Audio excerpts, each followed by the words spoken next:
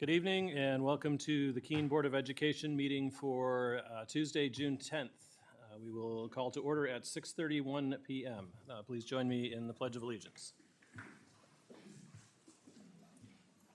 I pledge allegiance to the flag of the United States of America and to the republic for which it stands, one nation, under God, indivisible, with liberty and justice for all.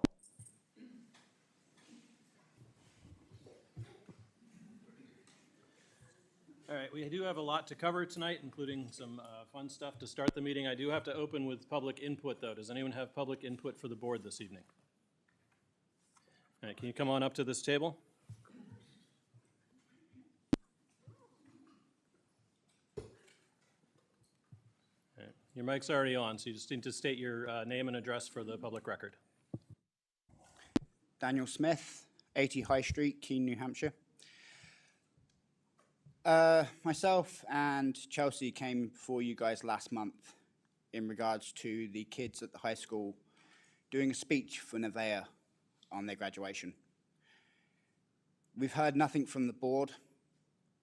The principal, Mr. Smith, has doubled down on his ego, and instead of regaining the trust of the students that he lost through lying to them, he's turned around and said, because you don't trust me, I'm no longer going to talk to you.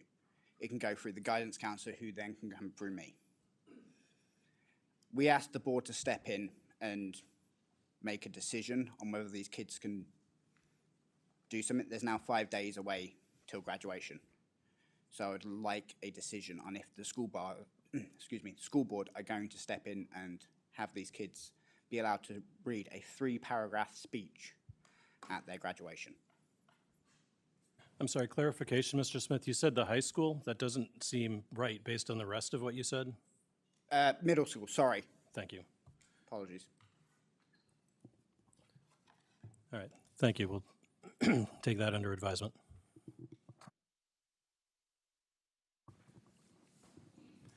Any other public input tonight?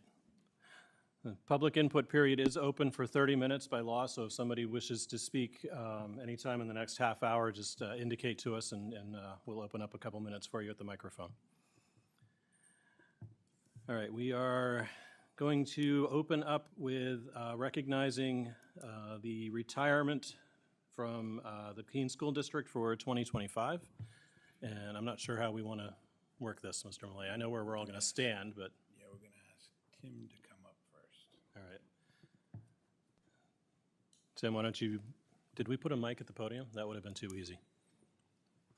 I know there's people waiting to watch at home, and they can't seem to log into the stream.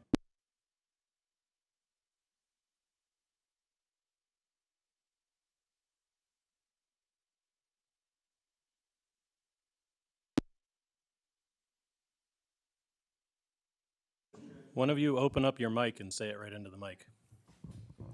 Well, they're not on live stream, but folks are communicating. It says KSD Keene School District. What's the rest of it? YouTube at SAU 29 YouTube. And it's streaming. A delay, so you can tell them. KSD Keene School District, YouTube at SAU 29 YouTube. The easier way is to go onto YouTube. It's under Keene School District.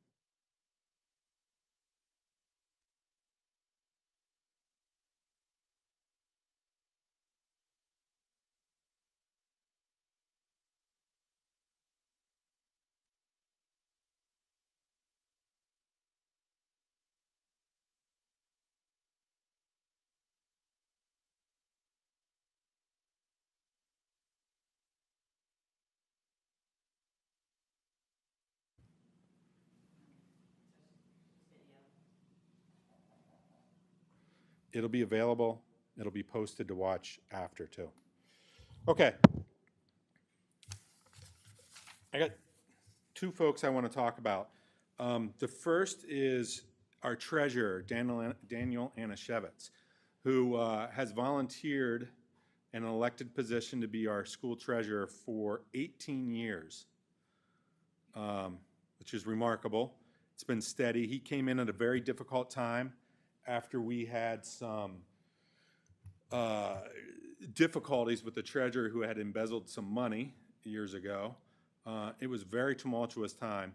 He came in, steadied the ship. He's been solid, and he's been a wonderful asset to the school district. I've worked with him for many years, and he's decided, he's been telling me he's going to hang it up for many years, but he stayed on. And so we do find someone to replace him, but there is no replacing Daniel Anashevitz. So congratulations, Dan, for 18 years of service to Keene School District and SIU 29.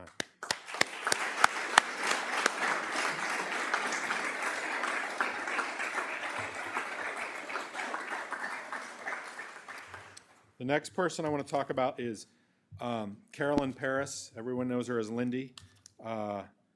She's been here a very, very long time. She started as a site coordinator way back in 2002.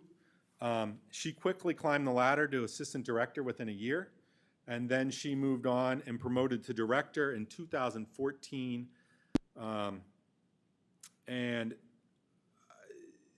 she is, so that's 22 and a half years. She has been remarkable. I'm sure many of you have eaten her food. She's nurtured so many of our students and kids over the years. I talked to her a little bit, and I think that's fair to say one of the things she was most proud of. Everybody talks about COVID. The world kind of shut down, but not Lindy in food service.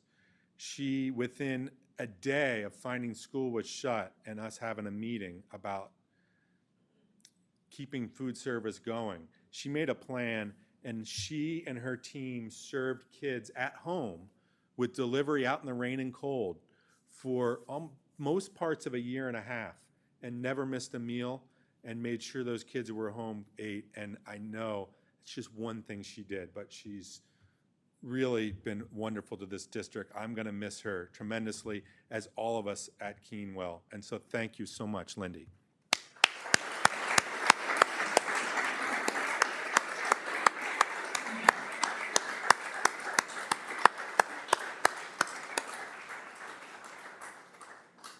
Hit the camera to turn that way.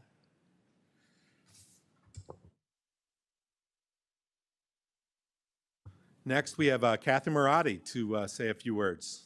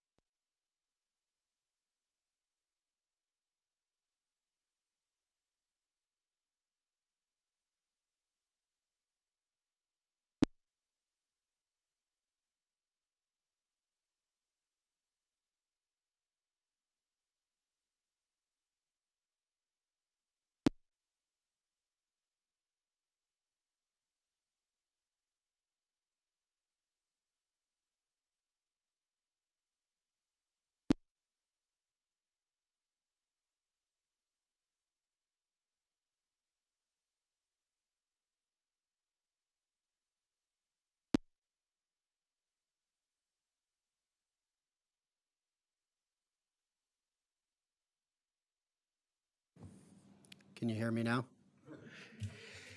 So when this building that we're standing in was an elementary school and it closed, we inherited teachers, and I couldn't be happier with the draft pick that Franklin received.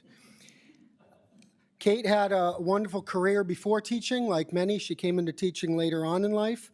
She graduated from Champlain College with a business and marketing degree in 1977 when I was 4 years old. She stayed in the Burlington area for a bit, but then moved down to Keene and has been in Keene ever since. She actually worked in retail, managing a large marketplace in Keene. She started a family. She stayed home until her daughter was in kindergarten, and then she got a tutor position at Franklin Elementary School. That turned into a paraprofessional position, and then she, on the weekends, because she didn't have enough to do, she went and attended classes to get her bachelor's degree in education at Vermont College. She was hired as a kindergarten teacher at Jonathan Daniels, moved to second grade for 10 years, and she's been in Keene teaching for 20 years. Kate Skinner is a workhorse. You cannot keep up with her. She is an avid biker, hiker, skier, outdoor enthusiast. And what stands out is her compassion for students of all abilities, backgrounds, culture, and diversity. She loves teaching them all. She's enthusiastic and exciting every day she gets to work. One example I can tell you about her compassion for kids is in the year 2021, we had a group of students that hadn't experienced school quite yet.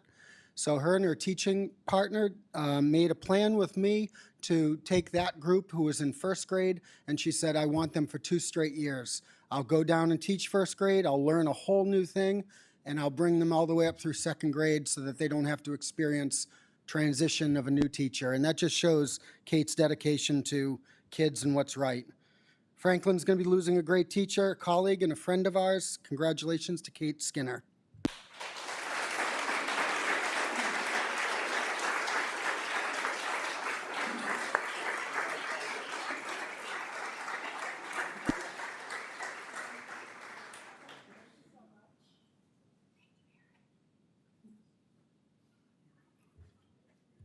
I'm going to call up Principal Mike Smith from Keene Middle School.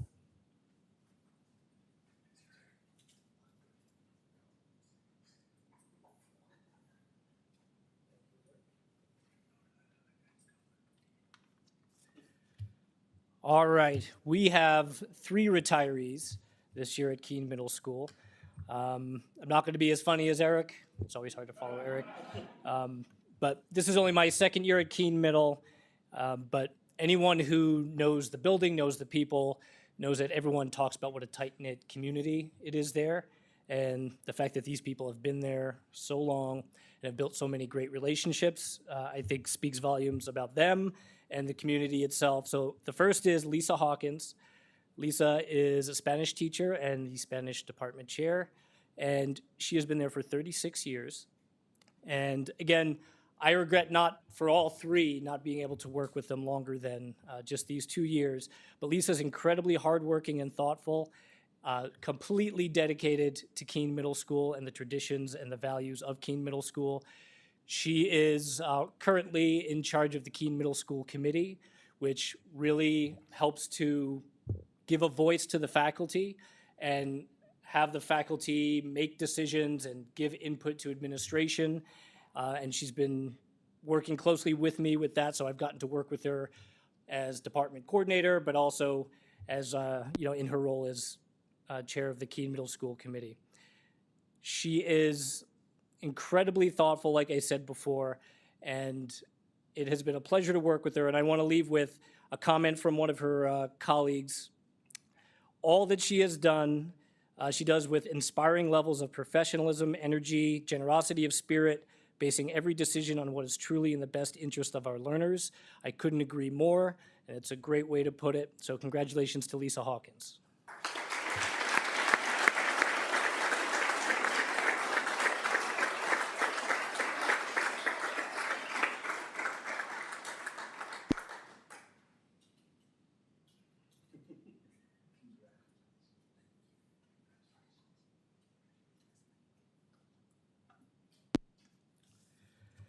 And next we have Dan Heath. Dan is a science teacher, and he is department coordinator for the science department. Dan has been at Keene Middle School for 31 years.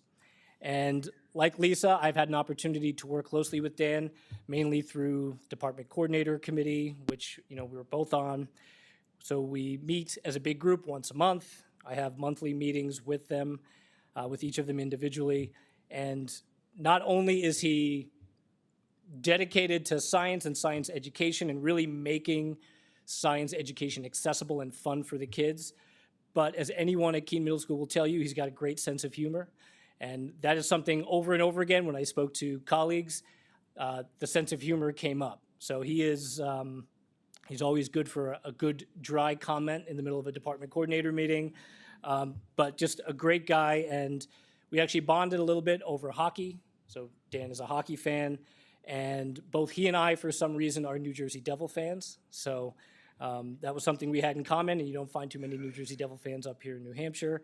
So we bonded a bit over that, but again, it's been great to know you, Dan. And another comment from a colleague here: as you step into this new chapter, know that your impact on countless students and colleagues has been profound. And again, something that's echoed when we talk to more people throughout the building. So congratulations to Dan. Dan Heath.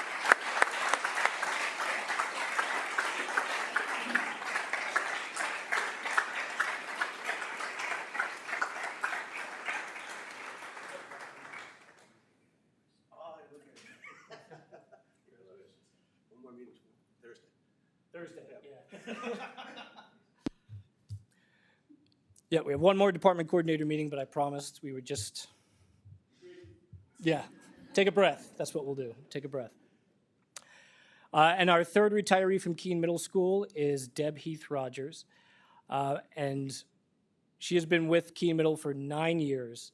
And when I talk to almost everyone I spoke to, I mean, I've experienced it as well, but the words that keep popping up: kind, thoughtful, dedicated to the well-being of her students.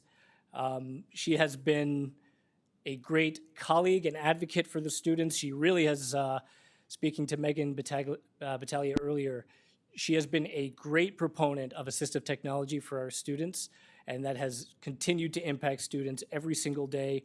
Her calmness of demeanor, her professionalism, that is something that comes up over and over again as well.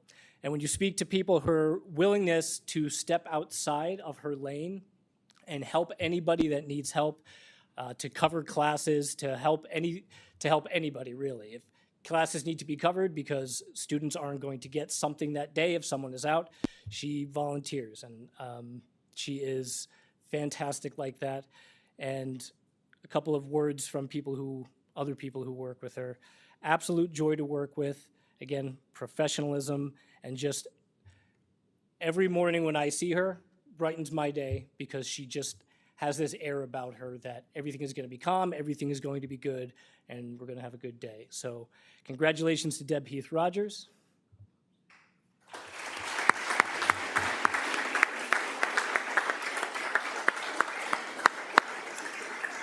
Deb is not here. All right, I will call Cindy Gallagher from the high school up. Thank you very much.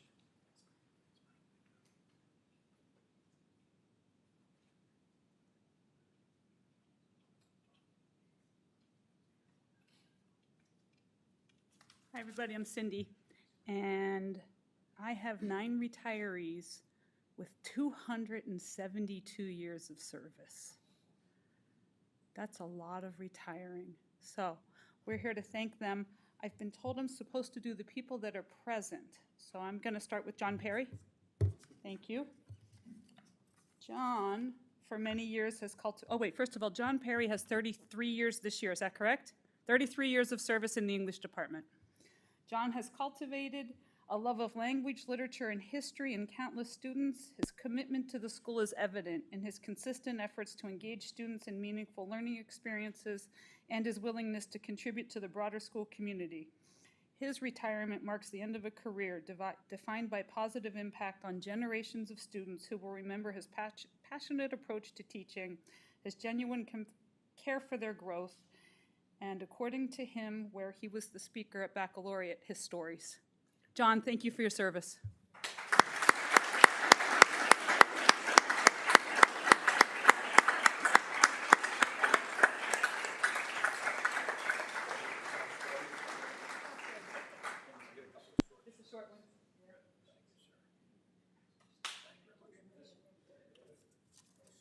No, you can tell one. I think Sonia Leslie, there she is. Hi, Sonia, thank you. Sonia Leslie is the second tenured in terms of rank. She fights with Mark Sontag. Sonia, am I correct, 37 years? And Mark Sontag, who's not here, has 38, is that right? He has a year in Chesterfield, not in the high school. Yeah, so you're tied at the high school, but he has one other year out there is what I was told. Something in the folklore. Sonia's been in our math department. She's actually the staple and the driving force in the math department for many years. She's been the department chair, the instructional leader, working tirelessly to ensure that the needs of the students are met, and has been a wonderful team player for the math department. She's an outstanding mentor to our new teachers. She's going to be greatly missed by the students and the staff at KHS, and we all wish her well as she begins her new chapter in retirement, spending time with her family. Thank you, Sonia.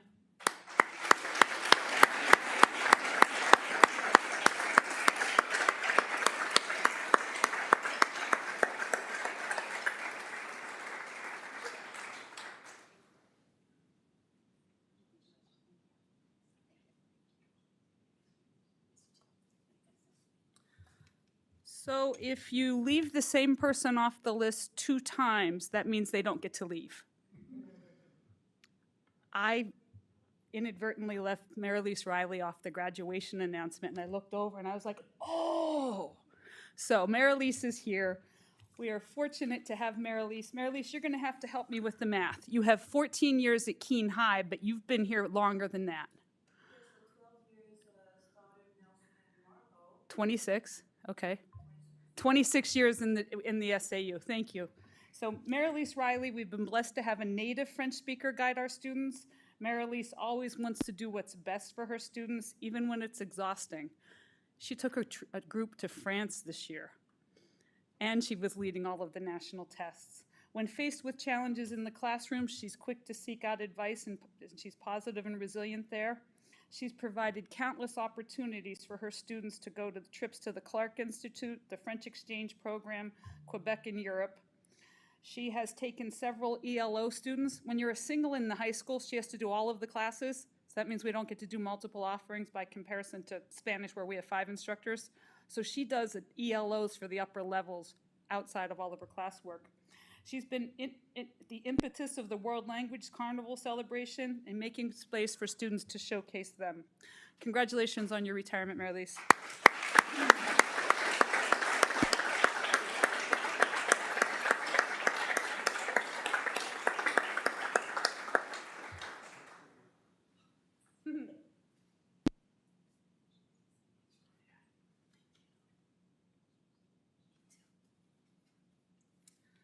All right, I'm going to jump over to staff, and then I'm going to come back and tell you the folks that aren't here.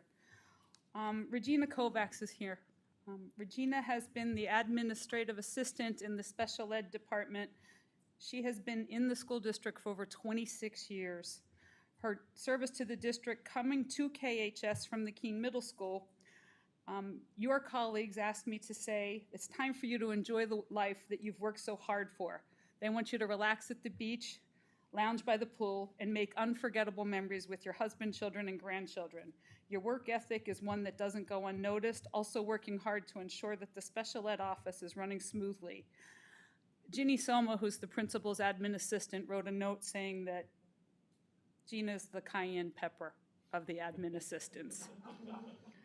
Everybody wants to wish you the best in your retirement, Gina. Thank you.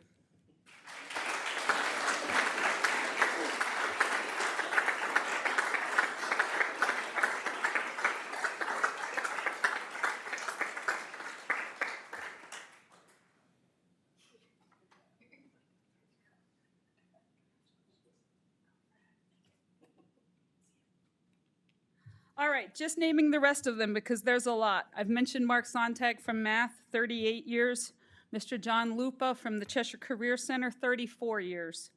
Kim Banowski, 32 years in the same classroom. That always amazes me. We had a very recent, and this is, I'm not sure everybody knows yet, Holly Dudak has 30 years as a staff member at the North Campus, and she announced her retirement on Friday last week, maybe Thursday. So she's not in the playlist. And Elizabeth Gunnell, I lost her number. Elizabeth Gunnell is also a paraprofessional who's retiring this year. So, thank you. Is there a script? I'm it.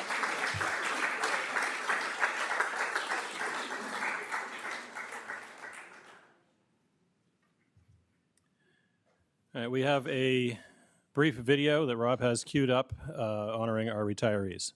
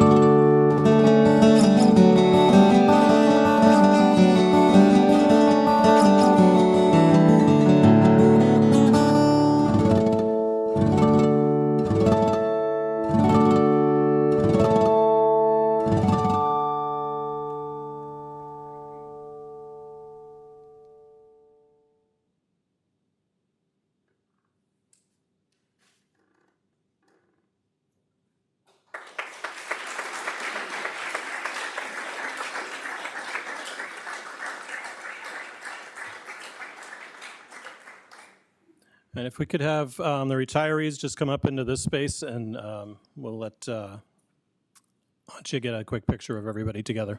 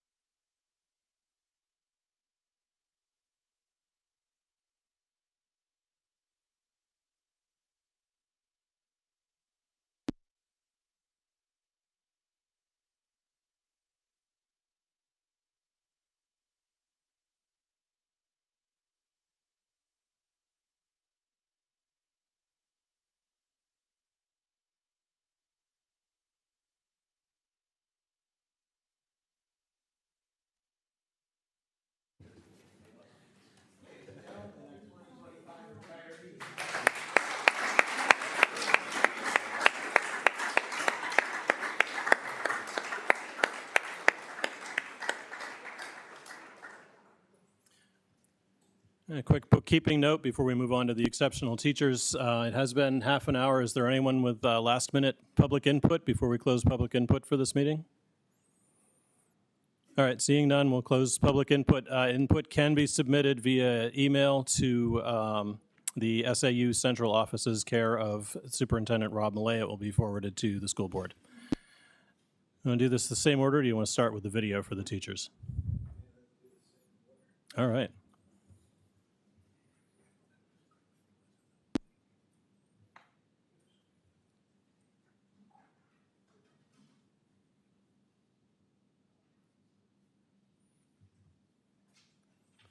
So this is my favorite meeting of the year for these awards. Exceptional Teacher Awards are nominated by staff, students, families, anyone who has contact with any of our teachers. Those nominations are then reviewed by our two assistant superintendents and two school board members. This year it was Paige Walker and Jennifer Friedman. It is always a fair challenge to narrow it down to just 10 recipients every year. And they represent the best of what our schools have to offer as seen by the people that interact with them most frequently.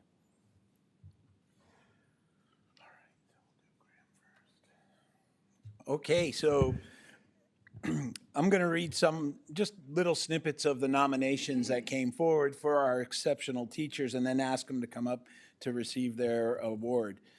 This teacher is teaching in their 28th year over at Keene High School. They are a leader in promoting rigorous instruction and fostering student success with high expectations. As a parent of students who have been through his class, I know that he does a tremendous job of keeping them focused and on task. It is my pleasure to introduce one of our exceptional teachers this year, Graham Gitchell.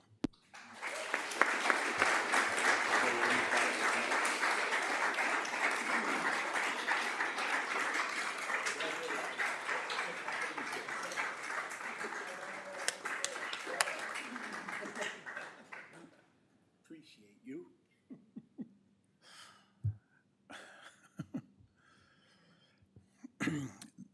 All right, this teacher demonstrates exceptional instructional and professional skills. Students experience an efficient and effective presentation of content, clear and concise explanation of concepts, and they are a good model of public speaking poise.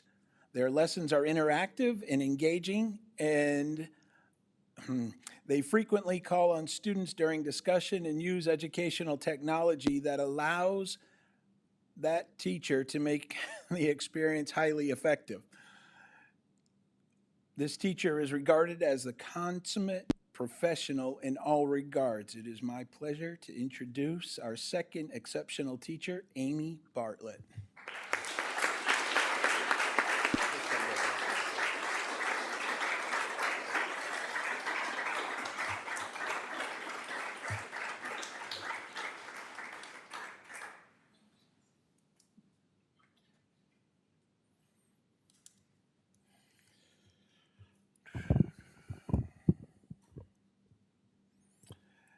Okay, This teacher designs interesting lessons and develops strong relationships with their students. They conduct themselves with the utmost professionalism at all times and is a vital part of the Keene Middle School community. Please give it up for Sarah Ferrance.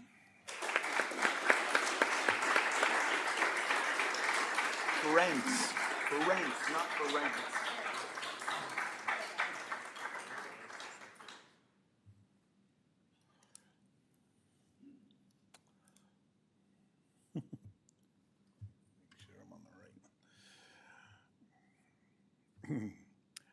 This came from a parent. This teacher is my son's teacher and is so kind and patient. They are amazing at communicating with us, parents, and keeping us informed through several different channels. Please welcome Danielle Lawrence.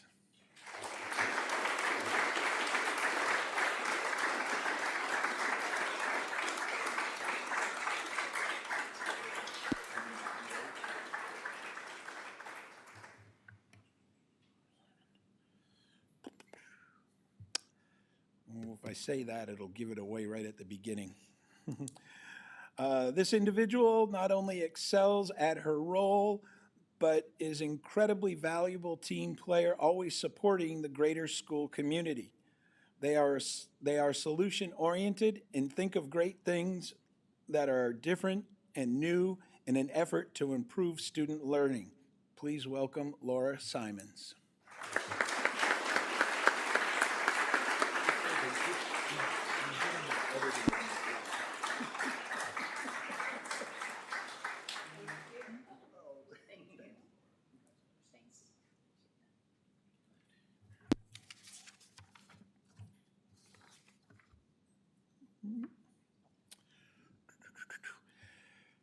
Okay.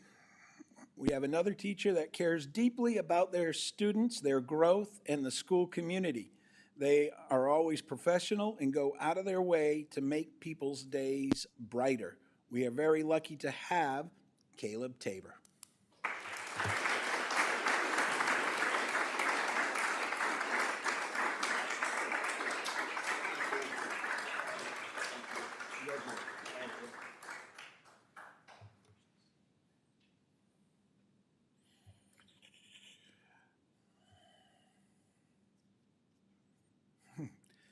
This comes from a student nomination.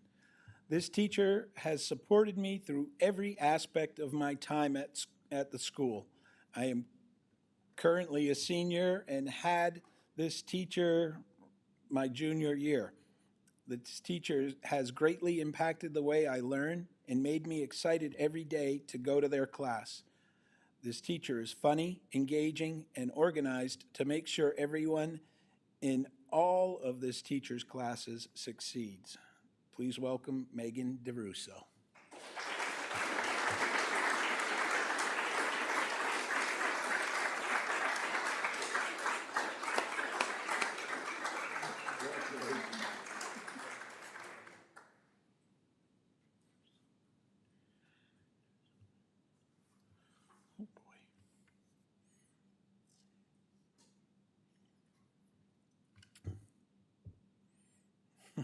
I have had the honor of working with this teacher for the past 5 years at our school. Their dedication and commitment to their students and their families is admirable. This teacher This teacher has an extraordinary understanding of early childhood development. They provide engaging and developmentally appropriate activities for all of their students. Please help me by welcoming Teresa Quigley.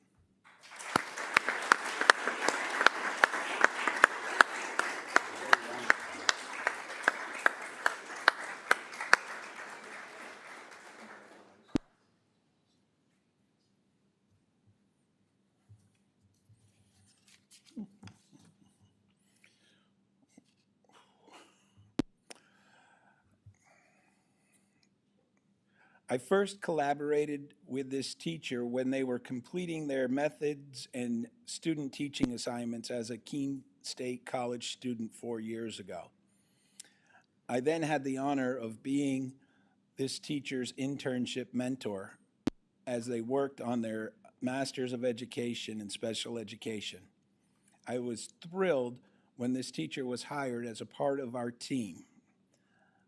I was confident that the knowledge, enthusiasm, compassion, and integrity this teacher demonstrated in their entirety at Keene State College would benefit the staff and the students of our school. Please help me by welcoming Riley Matthews.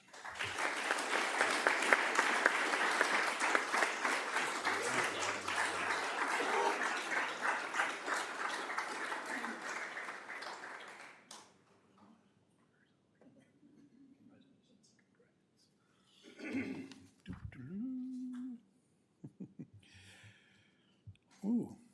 This teacher goes above and beyond to find opportunities beyond the school walls for students to find their love of their subject. This teacher brings in performers to class and school assemblies, and they can consistently find ways for groups of students at our school to perform to their peers. Their recent school-wide project, Cardio Drumming, was perfect to bring the grade levels together and perform to the school and the staff. Please welcome Kristen Hertzler.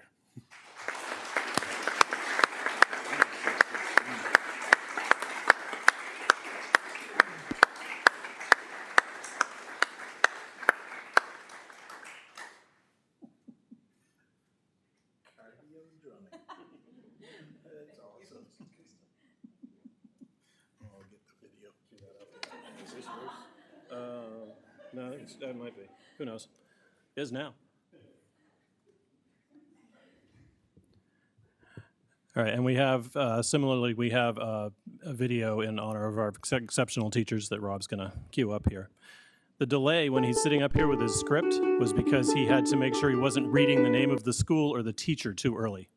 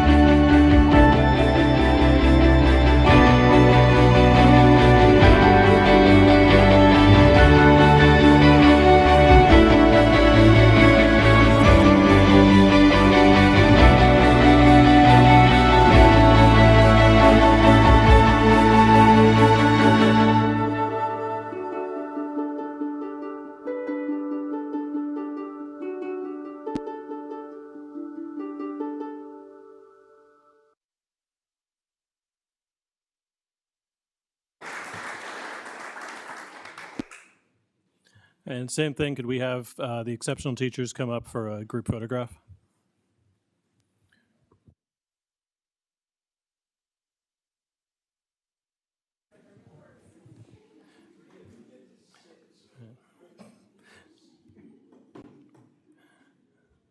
Also, we should have a thank you for Antje Hornbeck for pulling those videos together of both the retired teachers and the exceptional teachers.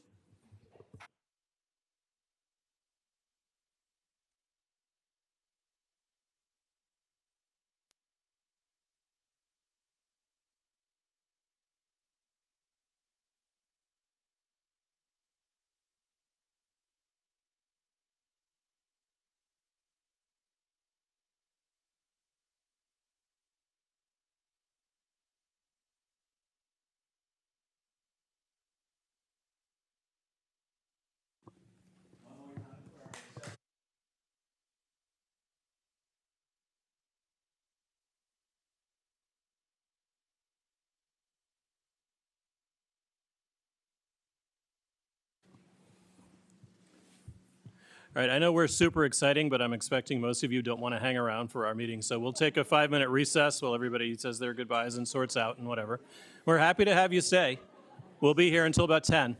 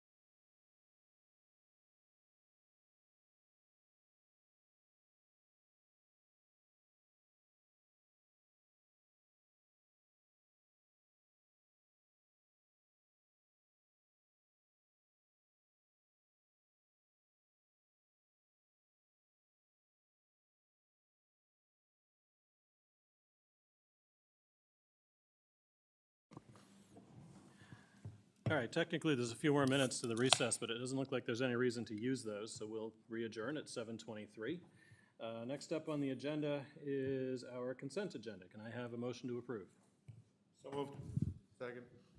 Any corrections, complaints, concerns with the consent agenda? Any items people want pulled?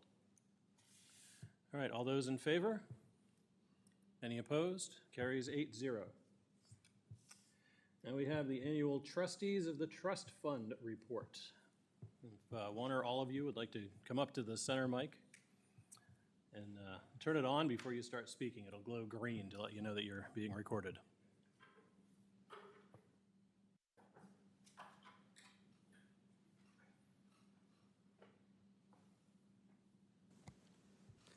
My name is Bob Muha. I live on Andover Street in Keene.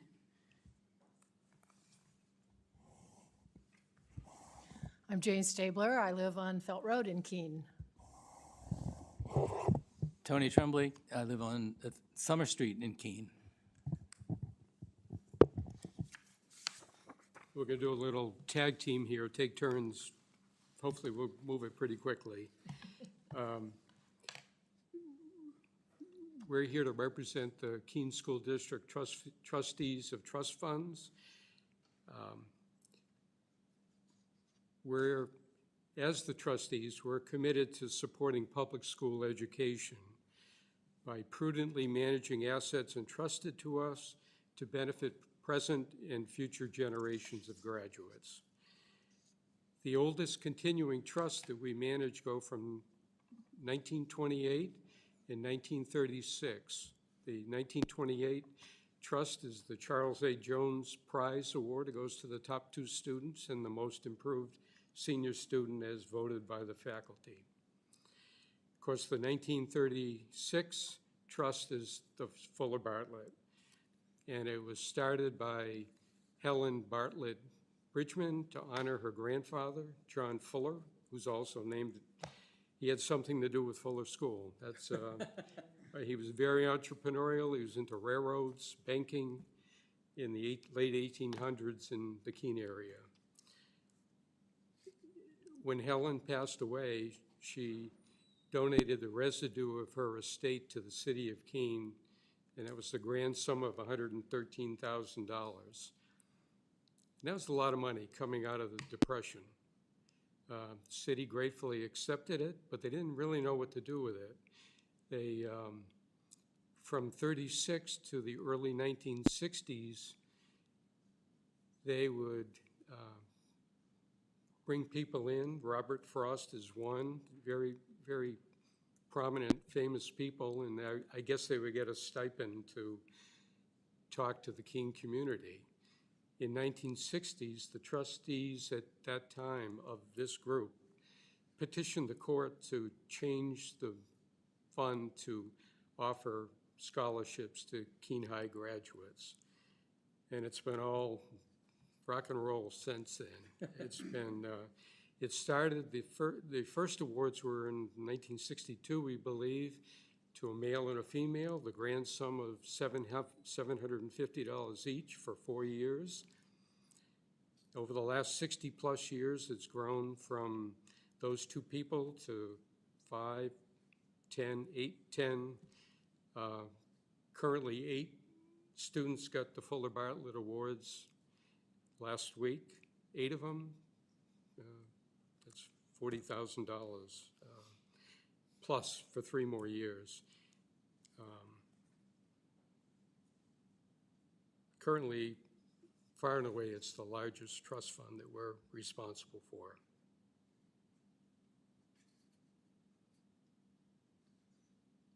You're all set? You're all set to go? Pass the ball. We didn't rehearse this, sorry. I never was very good at football.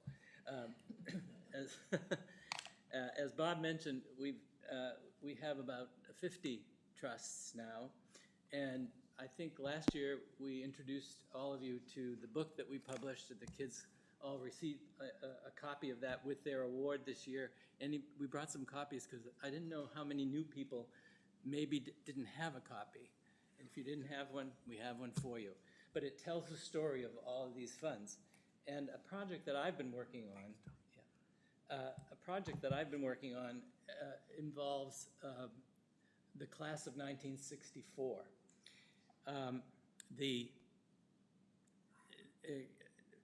In this past year, we've had about $100,000 worth of new funds added to the trusts, but $10,000 or so of those dollars came from members of the class of 1964.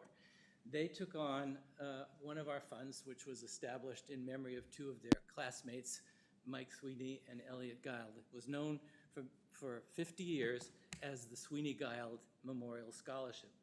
They were both members of the class of 1964 who died in Vietnam. But over that half century, the fund, while it was stable, had the scholarship that the fund produced had only grown from about $500 in 1969 to $750 in 2019. And one of the classmates said, what was the buying power of that $500 first scholarship?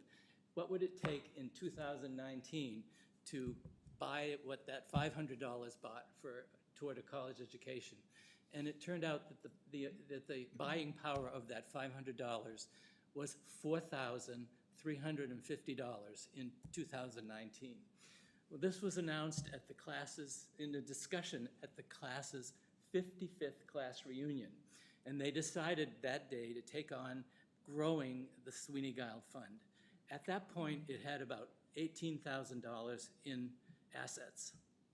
In the ensuing 5 years, with the competent management of my colleagues, of course, of the oversight of the money, and their contributions, that fund now has in the mid-$90,000. And the scholarship itself has grown from $750 to $2,750 and will continue to grow. At their 60th reunion, which was just last September, they were so excited, they unanimously voted to continue to solicit themselves every year ad infinitum, we hope, for many, many years to come, to continue to grow that fund, because they want to see it become one of our major awards every year. But what it's really exciting is they live in California, Texas, Oregon, Wisconsin, all up and down the East Coast, from Maine to Florida, 30-something different states. This support is coming from all over the country, literally. And it really speaks to the impact of that shared experience that our students have while they're in the Keene School District, and in particular those 4 years, those 4 very formative years at Keene High. And so it's just a great project to work on, and we're very pleased with the way that they've responded, and we intend to look for other opportunities like that to encourage all of these funds to continue to grow. I'll talk a little bit about what our overall responsibilities are. We meet monthly, and our primary role is to oversee the investment portfolio with the professional guidance from our investment advisor, Common Fund, and also we get terrific support from Tim Ruhr and Mary Lou Liberty in the SAU Business Office. The market value of the portfolio has increased $720,000 through the 11 months ending May 31st. The year-to-date return through May was 9.6%, which compares favorably to the policy benchmarks that we follow. We recently reduced our equity exposure in light of the market volatility and economic uncertainty, and we're currently at a mix of 74-26 equity bond allocation. And just for comparison purposes, we started the year at about 81% in equities compared to 19% in fixed income. So overall, we feel that we watch these funds very closely and meet with our investment advisors quite frequently, including at least twice a year, and then also phone calls when we get very nervous about what's happening in the market and want some assurance that we stay the course. So if you have any questions about our approach, happy to entertain any questions that you might have about that. If not, I turn it back to you, Bob. Me again, huh? You Okay. again. I'll wrap it up. The most gratifying work we do was on display the last couple of weeks at the award ceremonies for the Cheshire Career Center and the Keene High graduates. Nearly 60 new scholarships were awarded from the trust that we manage. Those awards, plus the multi-year scholarships that we've talked about, the Fuller Bartlett and the Albert and Pearl Hilton, and there are some others, total nearly $275,000. So we're incredibly thrilled at where this is heading. So the book itself was distributed to the 2025 award recipients this year too, because we want people to know who their benefactors were. With passage of time, 40, 50, almost 100 years for a couple of these trusts, these kids don't know who they were, but hopefully they'll take the time to read about their story and maybe read about some of the other benefactors. And maybe someday, and there's a lot of talent at Keene High School, and maybe they'll really do well and they'll come back and do something for someone else. We call it paying it forward. So hopefully they'll consider doing that. That's really about all we've got to say, and probably too much, but if you have any questions, we'd be happy to entertain them. Chris? Yes, I know a couple years ago you came in front of us and you had a plan because we had a number of people who had started scholarships and didn't contribute to them, and there were small amounts here and there, and you wanted to be able to combine them together to get value. Did you get any pushback from anybody complaining that you had no right to take away that small scholarship here or there? What happens there is when they drop below 500, we have a minimum annual award of 500, and eventually you get there.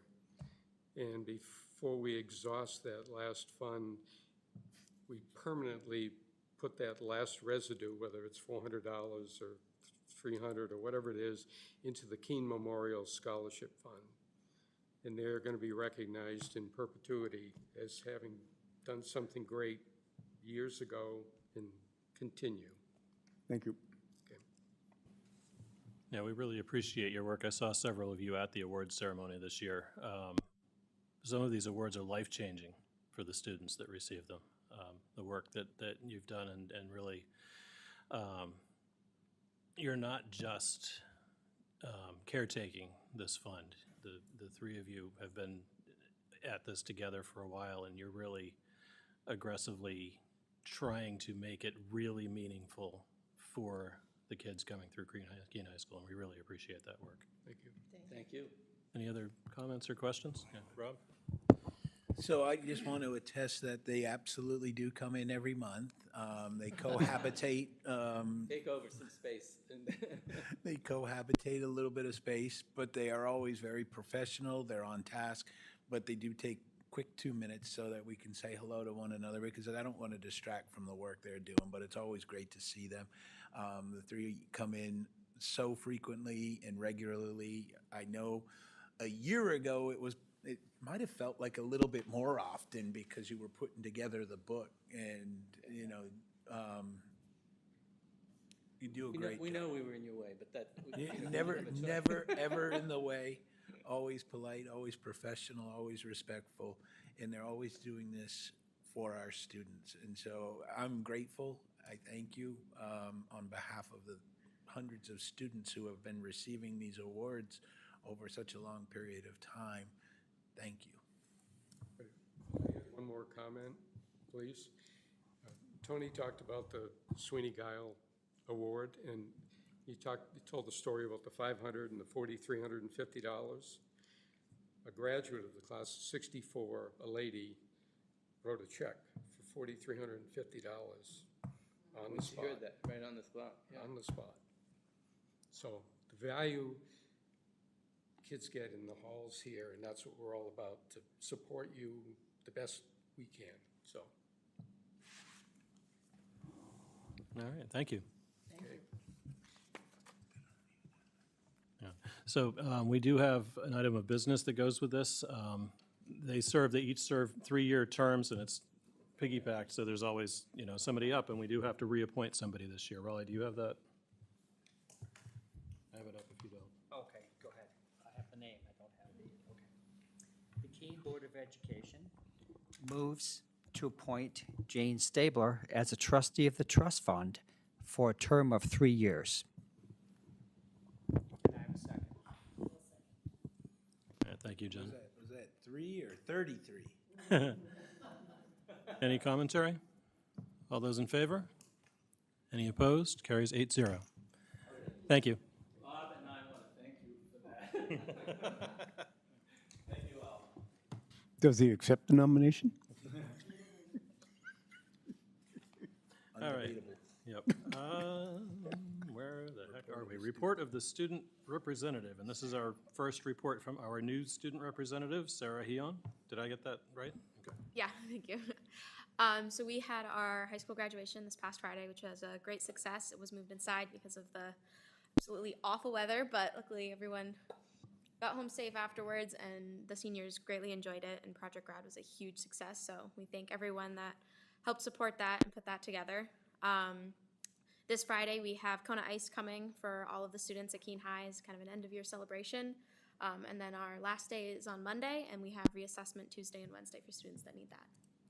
That's it for. All right, thank you, Sarah. Report of the board chair. Like everybody else, we've mostly been focused on getting all of our schools and our business done before the end of the school year. Several of us did make it to the high school graduation.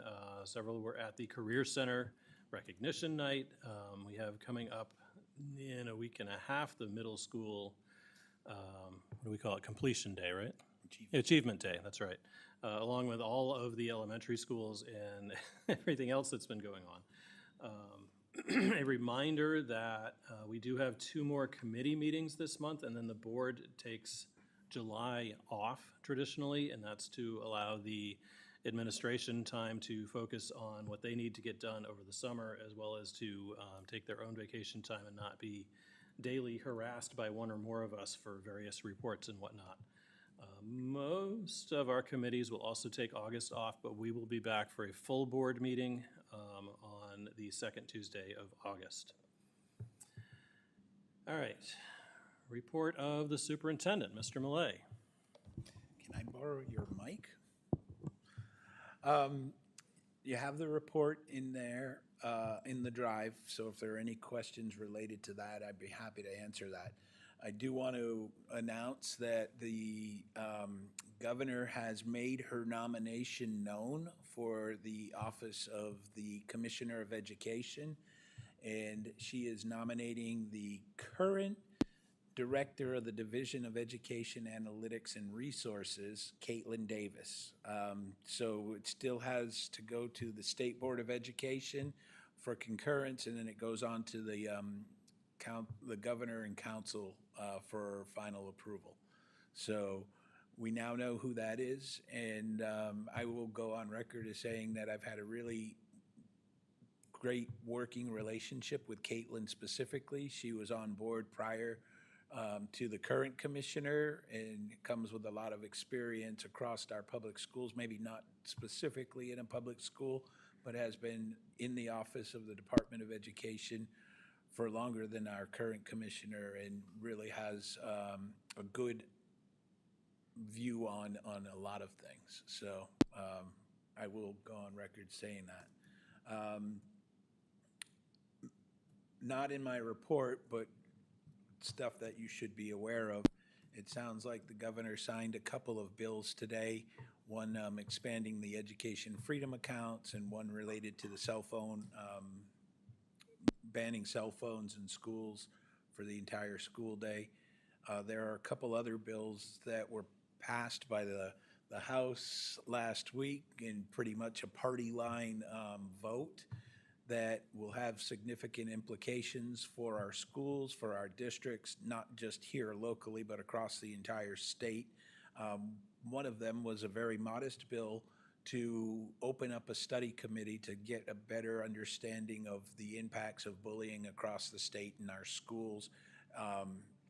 That bill had an amendment attached to it that you might know as the open enrollment bill that didn't pass. Then it was put on the budget from the House, HB 2. When it went over to the Senate took it off of that budget before they passed their budget. Anyway, that amendment was added to the study committee for bullying to have open enrollment, meaning that folks can choose where their kids go to school regardless of where they live. That's the short version. That's got to go back to the Senate. The Senate will decide whether they concur with the amendment or they don't concur. And if they don't concur, they decide whether it should go to the committee of conference or not go to the committee of conference. If they do concur, it goes to the governor for signature. So we should know more about that by Thursday. The Senate has their session this week, Thursday, so I believe we'll know what the outcome of that is. As you can imagine, there is language in that amendment that is problematic for districts that have tuition agreements, because the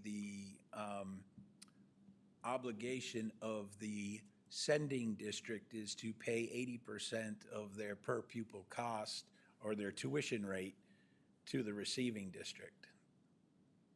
We've got a lot of tuition agreements and we rely on that money. And most of our sending districts, if this bill passes, would have to really, I don't know how they would justify to their communities to stay in a tuition agreement when they could still send kids at a reduced rate from what they're currently paying. That in turn becomes problematic for us in Keene, because with less revenue, that means our taxes go up in our town, or we are making significant, drastic, sweeping shifts of staffing patterns across the district that is not something that we have held in high regard locally.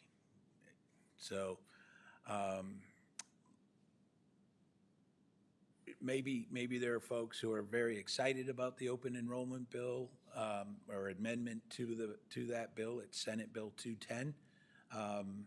But I would ask that if you have time and you reach out to folks that you know that are in the Senate. I have talked to our local senator, and I'm very confident. I know where he sits on where he would like to see that bill go, because he authored the original Bill 210, which was to create the study committee for bullying. And I know where he sits now, and it was his bill, which is really unfortunate because it was a good piece of legislation meant to do some good work and provide some good data collection for the entire state around bullying. And now it's become something that it's not. So I can't tell you what to say or how to vote or things like that, but I would say that there are a lot of problems with the language that was added as an amendment to Senate Bill 210. So. Yeah, go ahead, Chris. Rob, when you were talking about people not looking at some of the consequences, and maybe us sending towns would not want to stay in our agreement, but I'd be looking, our responsibility as the Keene Board is to the people of Keene and the Keene taxpayers to protect the quality of education. And if the towns just want to get out to save money, I would say we would have to shrink the size of our schools to protect our taxpayers, our education, and that could leave the towns, you have open enrollment, but there's nobody to take you. Yeah. I mean, if it was that simple, I would agree with you, but it's really not that simple. Yeah, I know. You know, they've got a duty to send kids all the way up to 18 years old, and so I get that. It doesn't give you automatic refusal rights, so you don't have that. it's based on capacity. Capacity is not really well defined in the bill. So, you know, I think that that's open to interpretation. If it was really that simple, I mean, I'd say, look, don't sweat it, but I do sweat this one because it isn't as simple as we like to think. It would be very, very complex, very complicated, and would change the landscape of not just our districts, but districts all over. So smaller districts, you know, they might have a group of students who say, you know what, we want to go to this other school because we think that this school is doing better than our school. But if your folks don't have the means to get you from there, from home to there and then back, then who's actually going? Only the ones who have the means. So now we're creating divide, you know, social divide, further widening that gap. You might have students who say, look, you know what? Keene High School football is looking really good this year. I want to go over to Keene High from Monadnock or Fall Mountain or wherever it might be. And it becomes like the NCAA where the kids jump ship every year. And, you know, I know there are ways to protect against that, but I could see it becoming really problematic in creating a lot of imbalances across the state in schools, in co-curriculars, in taxes, and you know, what folks are paying. So I hear you. If it was that simple, I would say don't worry about it, but I really think it's a lot more complicated than that, and I've really only scratched the surface.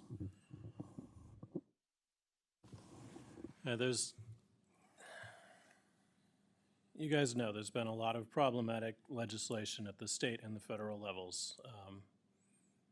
I mean, I was going to say in the last 3 years, but honestly, as long as I've been involved in this, education is a political football. It's an easy target when people want to cut money. It's an easy target when people want to make sound bites. They can pick any random thing and attack it, even if there's no evidence behind it. Yeah, school board members, we deal with this all the time. Educators and administrators deal with this all the time. This is one of the scarier ones I've seen come through the state. Rob didn't even touch on how this impacts budget season. As written, the time to declare when you're moving is after the time that we have to declare and vote on our budgets, and that's consistent across the entire state. It means that everybody would be required to budget X percent above what they think they're going to have. It means your enrollment could fluctuate in ways that you're not anticipating. Realistically, this could negatively affect basically every school district. A lot of school districts have been, I don't say a lot, that's unfair. A number of school districts have been insulated from the effects of some of the financial gains that gets played because of the tax base in their communities. This one has the potential to undermine even those communities. It could legitimately make public education worse straight across the state, which is a scary thing for the future of our state. And you guys know I don't hyperbolize about these bills, or we'd be talking about them all the time in every meeting because there's a lot of them. But this one has some frightening implications. Anyway, we're way off base. Any questions for the superintendent on the superintendent's report? All right, seeing none. What? Jacqueline. Oh, sorry, Jacqueline. It's okay. My head doesn't turn that far. I'm not an owl. All right. Not a question, but Rob, in your report, you gave us a little update on the progress with the profile of an educator. I don't know if you wanted to touch on that or just give highlights, again, thinking about folks watching at home. Do you want to talk about the portrait of an educator? Thank you, portrait, not progress. So we're nearing the completion of this journey for this year on the Portrait of an Educator. Our committee has met a multitude of times, and it's about a committee of over 30 people in a membership. And we've been discussing all of the ways in which we want to aspire as employees of the SAU. And we've narrowed it down to what the committee felt was the buckets that would be those domains that we would be reaching for.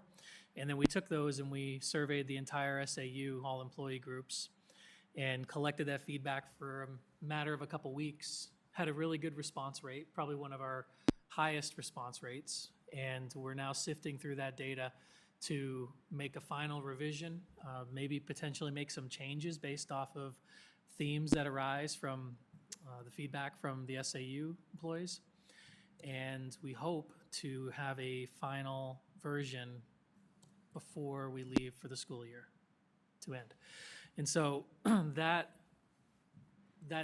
portrait is going to be a way that we not only use to inspire ourselves, but also to attract employees to our SAU, because a lot of teachers, and I'm speaking about specifically teachers because we're having a hard time attracting them, there's a lot of offers out there, and they ask about what is it that we can offer.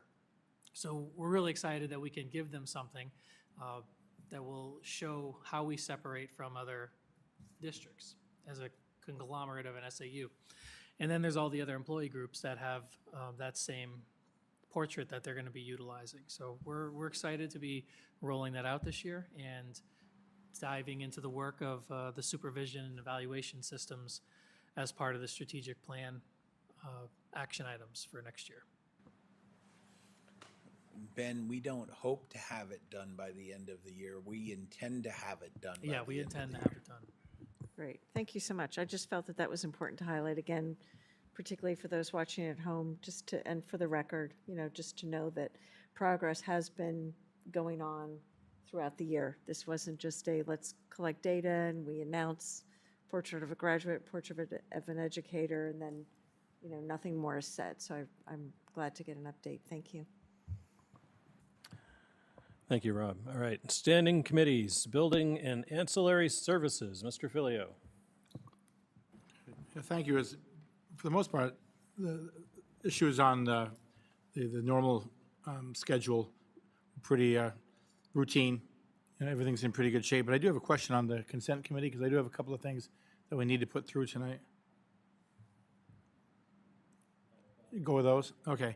A couple of issues on the consent committee was on the food service budget with pricing, and then the other one has to do with the rental fees. So pretty straightforward, as we see every year. So with that, so we can get a motion on this, I will move on behalf of the Facilities Committee that the Keene Board of Education accepts the meals and a la carte pricing as outlined in the 25-26 food service budget document. Second.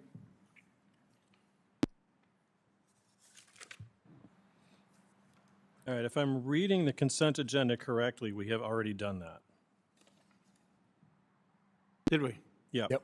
That Right. was yeah, they didn't get pulled. So meals and a la carte pricing was on the consent agenda. Okay. And it wasn't even informational. It was just, there it is. And the rental fee as well was on there. Okay. We Thank do you. have an item listed on the agenda that has no attached motion, which is the return of the JD Pre-K Memorial Bench. Do you have any idea what? Yeah, go ahead. I can read. I will draw a blank on that one. Yep, I got you. So the Cram family has reached out requesting the bench that was dedicated on behalf of their grandmother when she was an employee here at Jonathan Daniels.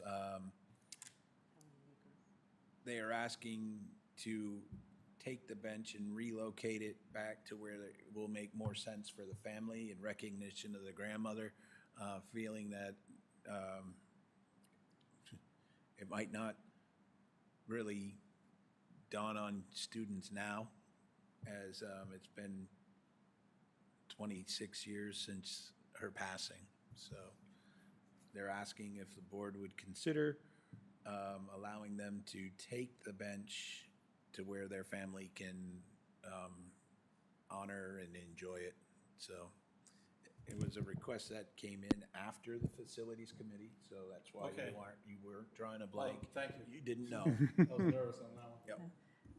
Yep. I'll make a motion to approve the relocation of the bench in honor of former lunch lady employee at Jonathan Daniels, Helen Meager, as presented. Second. So I have to keep the administration honest on this. This was added to our drive yesterday, so I need to offer to the board, if anyone wishes more time to consider this, you can ask for this to be tabled for 1 month. All right, seeing no such request, any other commentary on this? Certainly makes sense at this point, since Jonathan Daniels isn't in elementary school at this point anymore either. All right, all those in favor? Any opposed? Carries 8-0. All right, that's what you had, Randy? That's it, thank you. All right. Education Committee, Ms. Friedman. I had the pleasure of meeting with Richard Town today in his office. It looks like he has hired 6 teachers. So we will have a full slate in the coming year, other than a criminal justice instructor, that's a position that has, from what I understand, never been filled. So we still don't have that on tap, but all of the other programs will be up and running. So that was exciting news. They, of course, had their award ceremony and their National Honor Society induction in May, and they're looking forward to starting with a full slate. Many of their teachers, I think maybe 5 out of the 6 even, are direct from industry and have never actually worked with students before. So he is going to be doing a lot of work trying to mentor them and work with them on the teaching aspect of the job. But the positions are filled, and it should be a great program next year. So. All right, I know both Richard Town and Dr. Gallagher have talked about the difficulty with mentoring over on the Career Center side. Our existing mentor-mentee system wasn't really designed with the Career Center positions in mind. I know that they've been brainstorming some solutions, and they may need to bring something to us in the next budget season to help these new folks, because ideally some of them would like to stick around for a while so we don't have to go through this every year. All right, anything else, Jen? No. Okay, thank you. Finance Committee, Ms. Headings. Good evening. In our consent agenda, we already accepted 2 gifts that we received, but I just want to sort of highlight and summarize those. Our first gift was from the Well-Powered Schools in the amount of $510.64, and that's going to the Jonathan Daniels Preschool. So obviously we're very gracious and appreciative of that gift. And then the second gift that we accepted this evening is from Kingsbury Companies, which is based in Vermont. They're a heavy civil and environmental contractor that serve Vermont, New Hampshire, and New York. And they provided a very generous donation of $5,000 for the Cheshire Career Center. And just some of the things I want to highlight that they mentioned in their letter that they sent to Mr. Town is that they recognize that our long-term success and the health of our industry depend on investing in the next generation of skilled construction professionals. So this generous gift that they've donated to the Cheshire Career Center is for our construction program and is intended to support students by helping fund essential workforce readiness resources, personal protective equipment, durable work boots and work clothes, hand tools and power tools for the classroom, and hands-on training use. So with great gratitude, again, we're very appreciative of this gift to Cheshire Career Center. And again, it just really highlights the value that we're educating our students in Cheshire Career Center and just sort of that whole private, public, you know, that needs to work together to educate our students. So I just wanted to mention and highlight those two gifts. And then in your drive this evening, we had some budget transfers totaling $16,258. Can I have a motion to approve the budget transfer reports dated in May 25 as informational? Second. Second. Okay. Any questions on those items? All right, seeing none, all those in favor? Any opposed? Carries 8-0. Okay. And then our next item for finance is our academy funds. And Cindy, I'm guessing that that's why you're here this evening. I don't know if you wanted to speak to it. I don't know if you wanted to speak to it or tag team or, sure, we can do it together. While Cindy is making her way up in your drive, we have an outline and a summary as well as details for each of the 9 items, activities, if you will, projects that have been presented before us, totaling $70,900 for the upcoming school year. So great programs. Oh, just turn on your mic, Cindy, please. We're very appreciative, actually, that we were able to move the calendar up. Typically, you guys receive these in October, so we can't start our projects. So the fact that they're here today actually means that the teachers will be able, assuming you accept the projects, be able to start purchases before they leave next week. We went over the projects at the last meeting, so I don't know if people have questions. They approved all of them, and they actually gave 2 projects extra money. They gave the reading project from the library extra money, and they gave the science fair extra money. The science fair is the one that's pushing the calendar because they're actually they're planning to do it before the first board meeting. So. Yeah, I always thought the timeline on this was very strange. We corrected it, and we're appreciative that we were able to get to finance last week, but we've adjusted them for the future. It's adjusted to get to you guys much earlier. It'll land at this meeting from now on. Good. It'll land at the June meeting from now on. And George, I apologize. I should have done the motion first before. That's we all had right. Do it Cindy now. speak. I'm going to do it now, if that's all right with you. I'll make a motion on behalf of the Finance Committee that the Keene Board of Education approves the Academy Fund proposals as presented. Second. Questions or comments? All right, I have a comment. This is a value of $70,900. Usually we're approving gifts of $500 or even, $2,000. This is an amazing program that supports directly the students at Keene High School. So, May I add something that's a little bit beyond the actual proposals, but will impact us? There's been a proposal that has been riding amongst them called the timeline. And we took a step back because the last one that came forward required construction and all sorts of things, and we needed to go through all the proper procedures. That was 2 years ago. When I met with the Academy Fund leaders last week, or whenever I met with them 3 weeks ago, they're going to actually try and find 2 alumni to help go out and raise the funds to work with me. There is a goal. The high school has its 200th anniversary in 2028. So there is a goal to get a timeline up, and they have money set aside. They won't be able to pay for it all, but they have a substantial amount of money tied to this. And I've been touching out to the hospital. I'm aware of Marlboro's, but we're going to get some of the alumni that really bleed black and orange to help me out to see if we can't pull it off for that 2028 celebration, which will be just in time for our NEASC review as well. So I just want you to know where because that's usually in there, and it's usually in there for $30,000 because it's usually listed at $100,000. That $30,000 is the timeline project, and we just didn't bring it forward this year.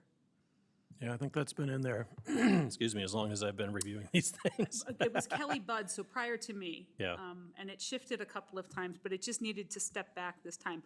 I actually found the artist from the hospital's wall, but he hasn't replied to my email. I email him once a month. I did find the guy that designed it, so we're trying to figure out what to do.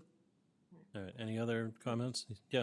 I'm just reminded this evening when we had our trustees of the trust fund here talking about our scholarships, and we heard how some of these started back very long time ago.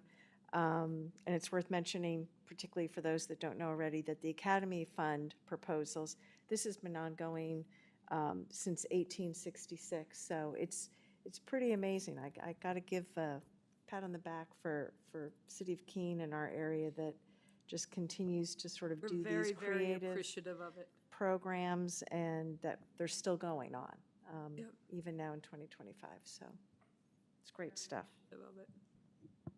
All right, seeing no other commentary, all those in favor? Any opposed? Carries 8-0. Thanks, everybody. I appreciate you. Thanks, Cindy. Good night, Cindy. All right, anything else, Jacqueline? That is it. Thank All you. right, thank you. Personnel Committee, Mr. Roberts?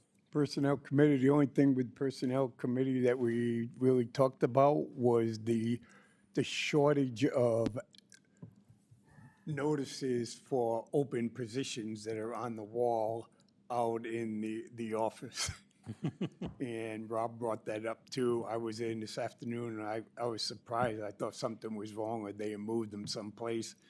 But as far as hiring, we're the best we've been in for years or anytime I can remember. And then we got 4 or 5 real quick things for non-public. Yep. Yeah, I was talking to Dr. Gallagher during the pre-session today, and she was telling me the same thing about the high school hiring. They're very excited, and similar to what we just heard about the Career Center. All right, Policy Committee did not meet this month, mostly to a lack of people. So we'll try again this month. All right, School Liaisons, Keene High School, Mr. Ormerod. Thank you. Well, as you may have been aware, Keene High School had their the most major event this past week with the graduation, and it was Dr. Gallagher wanted me again to thank all the people that helped with project graduation afterwards, and also everyone who participated in the ceremony and made a contribution to the lives of the seniors. This week, I think it's going till Friday. School at the high school is there's still some stuff going on. I know my daughter's not coming home until Friday as well, but this week coming up is the last week at the high school, at which point all the administrators will be working madly all summer, executing and getting ready for another year of working on the strategic plans. So just the one thing the board may not be aware of, last week during recognition night, they were unable to do all of the recognitions that they intended to because our unified track team was off winning the state championship once again. So they won the state championship for basketball, they were runner-up for soccer, and they won the state championship for track and field.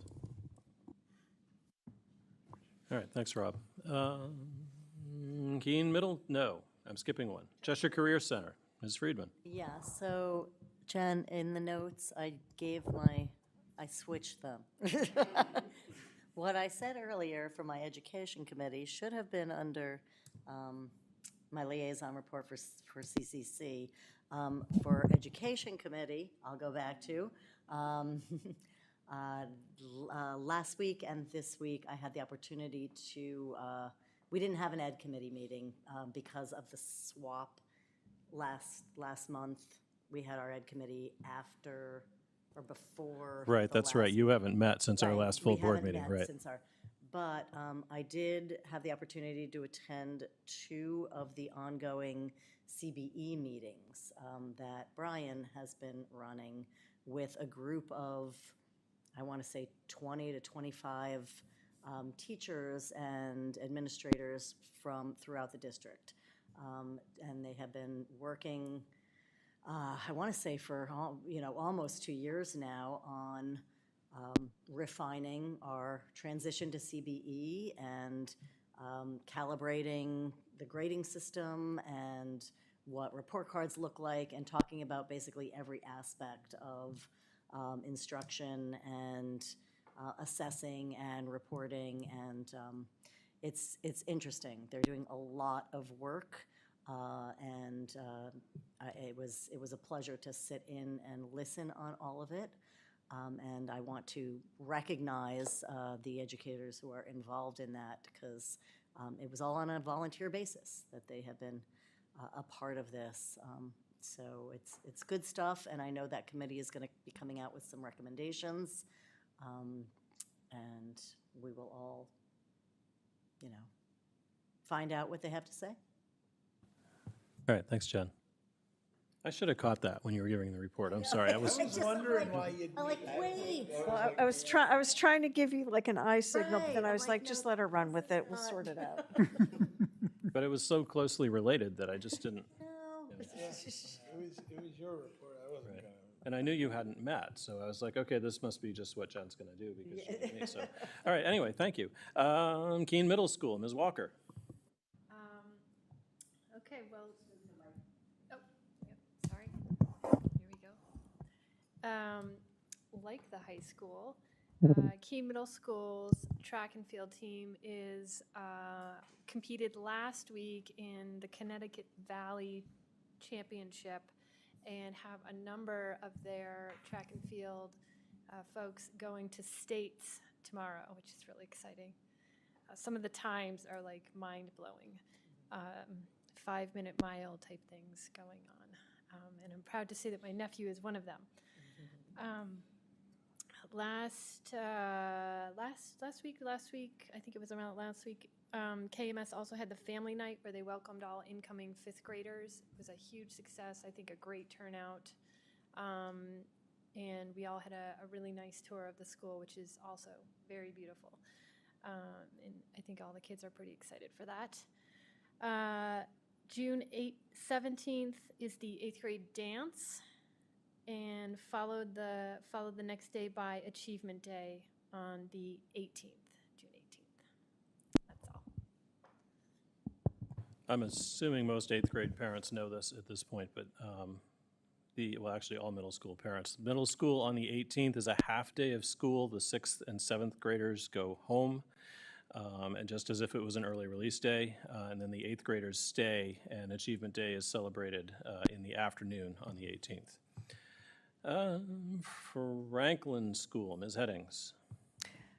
Spoke with Mr. Kress, and all continues to go well at Franklin. They're wrapping things up.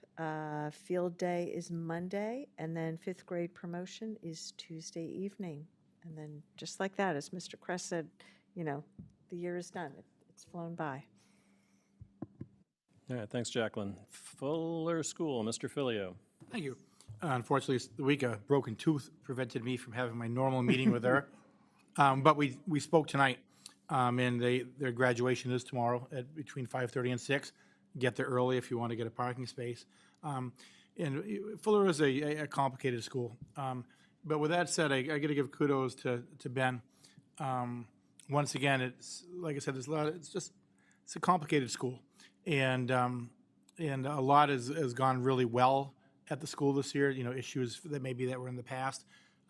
Staff seems to be a lot happier this year. And once again, to our assistant superintendent, Ben, good job up there. Really high praise from staff and from the principal.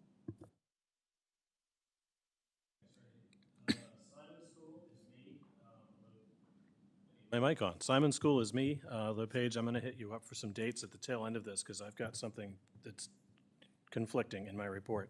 But anyway, their students today went out to, some of them to the Swamp Bats game to celebrate the Reading with Ribby parade at the start of the game, which did happen. It's currently raining.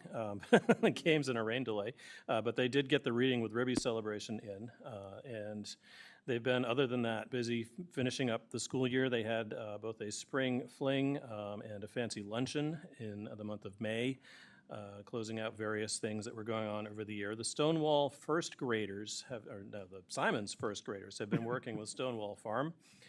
They've been planting some vegetables and herbs out in their garden, which they're going to harvest in the fall when they're there as second graders. Which my kids participated in a similar program. It's a great way to get them some hands-on experience. And surprisingly, although probably not to the Simons teachers, it really does make the kids more interested in trying and eating various vegetables and herbs and fruits as they grow older. And they also had a celebration with this year's Keene High School seniors who were Simons School students came back.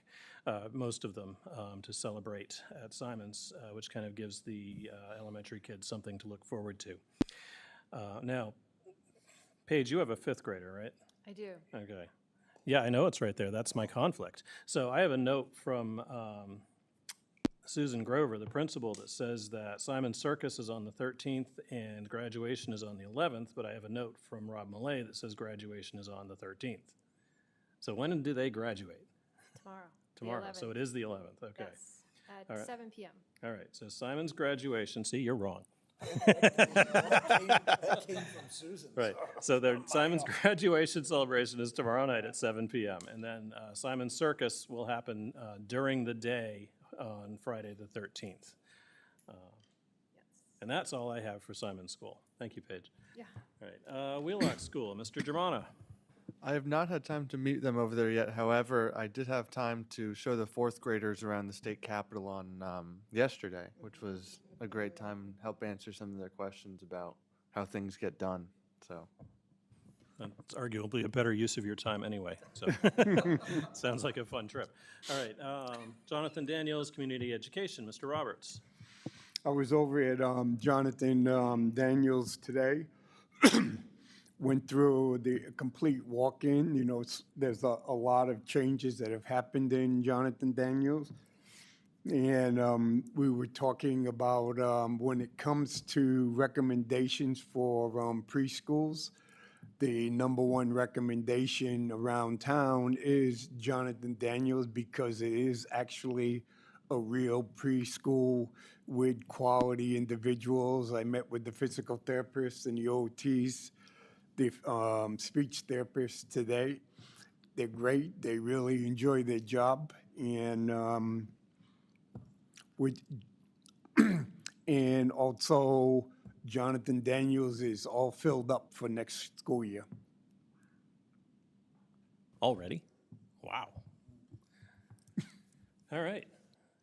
All right, thanks, Mr. Roberts. NHSBA, we haven't appointed a liaison yet because I have been slacking on that particular responsibility, but there really is not much going on yet. Their trainings will kick in the fall. And other than that, they continue to give us, try to give us regular updates on everything going on in Concord. And frighteningly, it is time to be looking at submissions for resolutions again. It feels like that's a never-ending cycle, but the delegate assembly happens in October. So I don't even, honestly, I don't know where to go with resolutions this year because things are changing so fast in Concord that I'm not even sure what we would be accurately advocating for other than please slow down and let us digest what you're doing before you do something else. So, but that's out there anyway, and I will make sure some information goes out to everybody so they know what's going on. SAU 29, we did have our annual meeting in the month of May. Ega Cordell is staying on as chair for another year. I'm staying on as vice chair for another year. We are trying to schedule a meeting with Mr. Millay, but all three of us have become exceptionally busy recently, but we need to finalize his goals for the coming year. As soon as that has happened with him, that will then be distributed to all of the boards so you can see what that final report looks like. The next regular SAU full board meeting will be happening in the fall. All right, old business. We have none listed on the calendar. Since this was brought up in public input, I will very briefly discuss the graduation achievement ceremony at the middle school and the request from the students.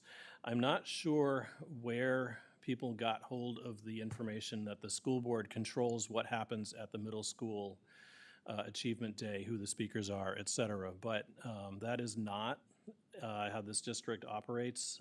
We have 7 different schools, and they all have their own unique cultures, and the administrators at the schools are in much better position to know what kind of ceremony needs to happen at their schools, and for that reason, the board does not get involved in the ceremonies. We let each school, with support from central office, plan their own ceremonies.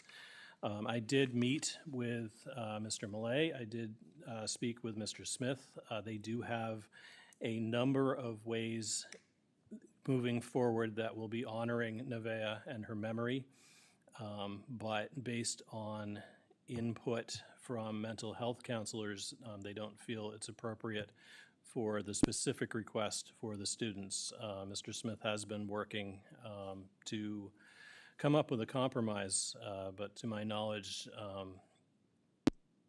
there really hasn't been any way to get any movement on that.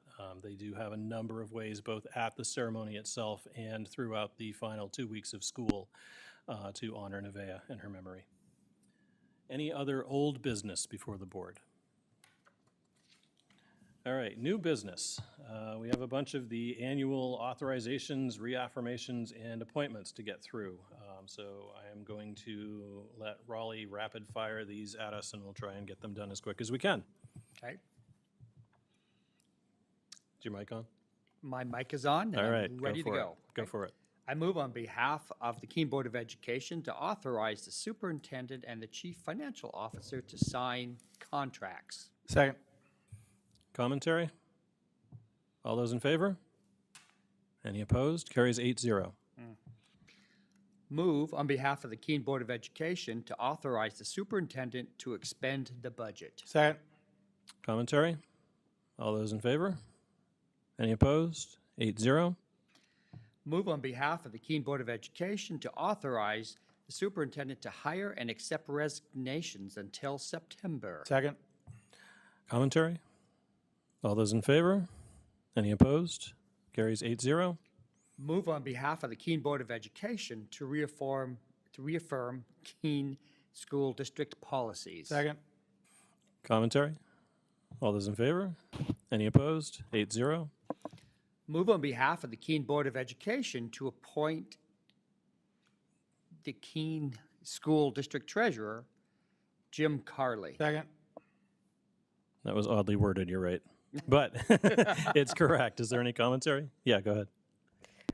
For those of us that were on Finance Committee, and just again for this evening, Finance Committee was, overwhelmingly in support of Jim Carley taking on this role. After Dan Anashevitz has done an incredible job with his tenure. It was, 20-something years, I think. And for those who may not know, Jim was previously on Keene School Board for a number of years. Excellent guy, and we're just really pleased that he's willing to take on this new position here. Yeah, Jim was on the Keene Board for 9 years. He was the chair of finance for, I think, 5 of those years.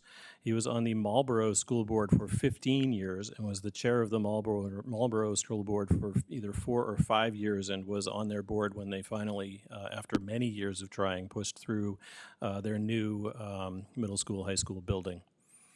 Rob, we have not approved a resignation from Dan Anashevitz. It's in the drive. I saw that in the drive. I didn't know if that was on the consent. I'm looking real quick. I thought it was on the consent. Is it on the consent agenda? Looking. I don't even know who it would be under. It's not. Remember, we had received it by the planning meeting. Yeah, so I would like to table the vote that Raleigh just made a motion on for roughly 5 minutes. And Rob is going to read to us a letter from Dan Anashevitz. Yes, on behalf of Dan Anashevitz, he writes, Dear Tim and members of, Dear Tim and members of the board, I am writing to formally resign from my position as treasurer of SAU 29 and the Keene School District, effective the close of the fiscal year on June 30, 2025. This decision was not easy, as I truly enjoyed working with the staff over the years. I feel it's time for someone new to take over as treasurer, as I look forward to taking on new challenges. I am committed to ensuring a smooth transition and will be happy to assist in any way I can to make my successor move forward without issue.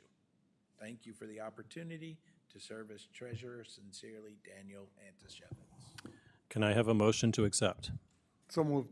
Second. All those in favor? Opposed? That carries 8-0. With gratitude to Dan for all the work he's done for us over the years. We will now put back on the table the motion to appoint Jim Carley, School District Treasurer. Any commentary further on that? All right, all those in favor? Opposed? Carries 8-0. And one more. Move on behalf of the Keene Board of Education to appoint Keene School District Attorney Bragdon, Barron, and Casada, PC. Commentary? All those in favor? Opposed? Carries 8-0. All right, any other new business before the board? Seeing none, can I have a motion to go into non-public session in accordance with RSA 91A3 for staff, student? Yes, staff and student personnel. So moved. Second. Thanks. Jennifer, can I have a roll call, please? Yes. Yes. Yes. Yes. Yes. Yes. Yes. That concludes the public portion of tonight's meeting. We will recess for 5 minutes and then reconvene for our non-public session. Thank you.